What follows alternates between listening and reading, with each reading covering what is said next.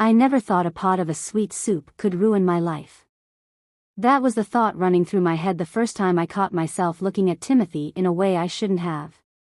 Timothy, my stepson, the young man who walked into my life with more energy and passion than a pressure cooker on full blast. He had ideas, wild, fresh ideas about food, and me.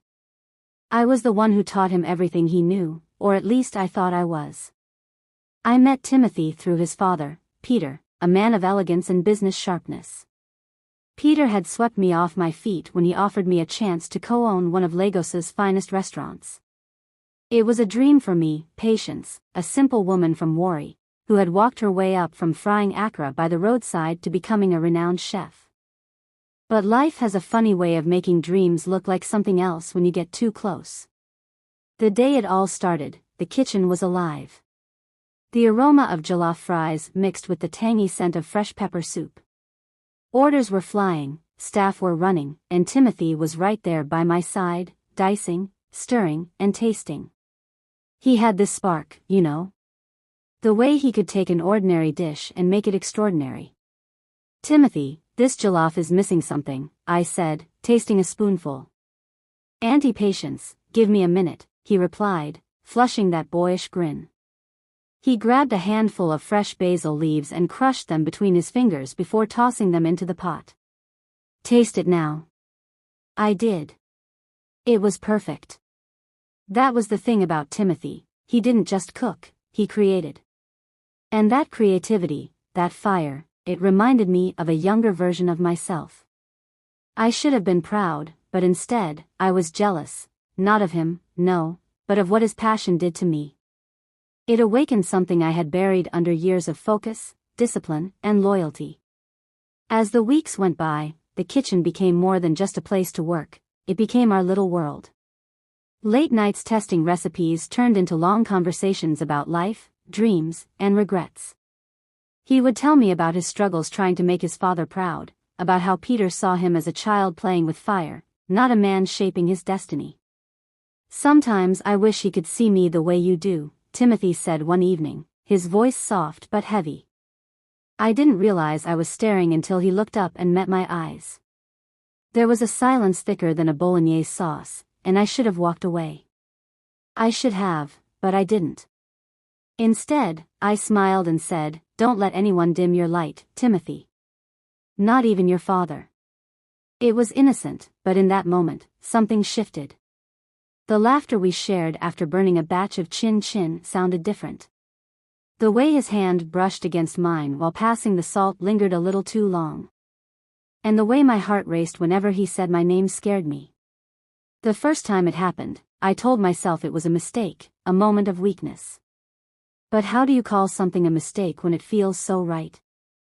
The night it first happened was one of those rainy Lagos nights when the sound of the downpour felt like background music for a Hollywood drama.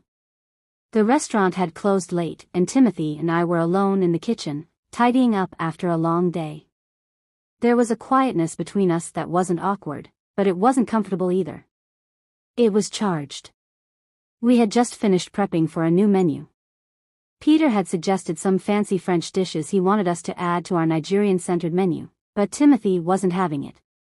Auntie Patience, why does Daddy always want to complicate things? Nigerians don't want escoffier, they want cocoa. Why can't he see that simplicity sells? I laughed softly, shaking my head. You know your father, it's all about impressing the investors. Forget the food, as long as it sounds expensive, he's happy. Timothy leaned against the counter, his arms crossed. But you're not like that. You've always kept it real. You don't cook for show, you cook to connect. That's why people love you. His words hit me harder than I expected. Maybe it was the sincerity in his voice, or maybe it was because I hadn't heard such genuine praise in a long time.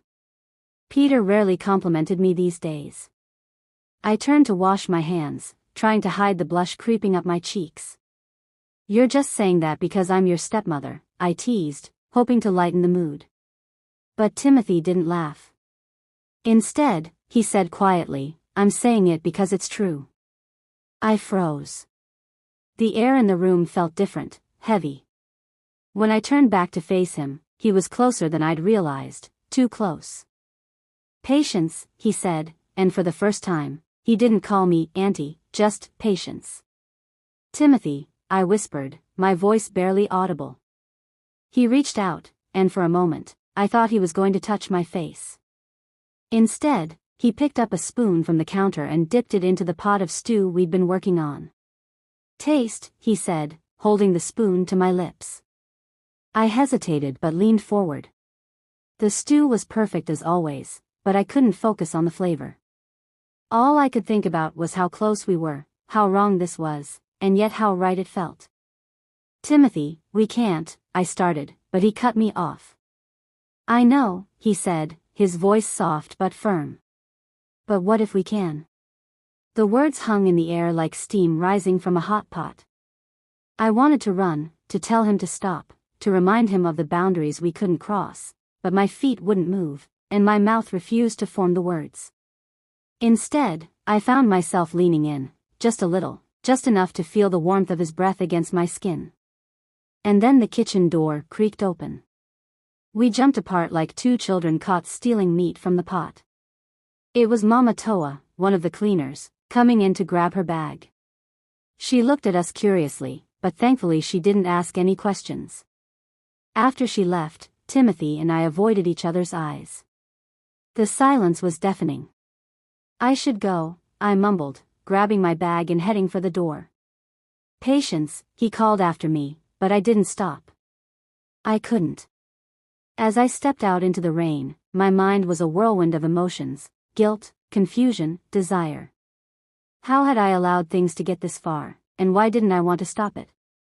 The sound of the rain mixed with the pounding of my heart as I walked to my car. I told myself it was over, that I would never let it happen again, but deep down, I knew the truth. This wasn't the end, it was only the beginning. The days after that rainy night were a blur. Timothy and I avoided each other in the kitchen as much as we could, but the tension was undeniable. It hung in the air like the aroma of freshly baked bread, impossible to ignore. Peter, oblivious as ever, was busy with meetings and expansion plans for the restaurant. He trusted me to manage things on the ground, and that trust weighed heavily on me.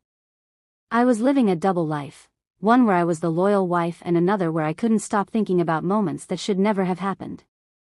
One evening, Peter surprised me with a dinner invitation at a new restaurant in Victoria Island. "Let's spend some time together," he said, smiling.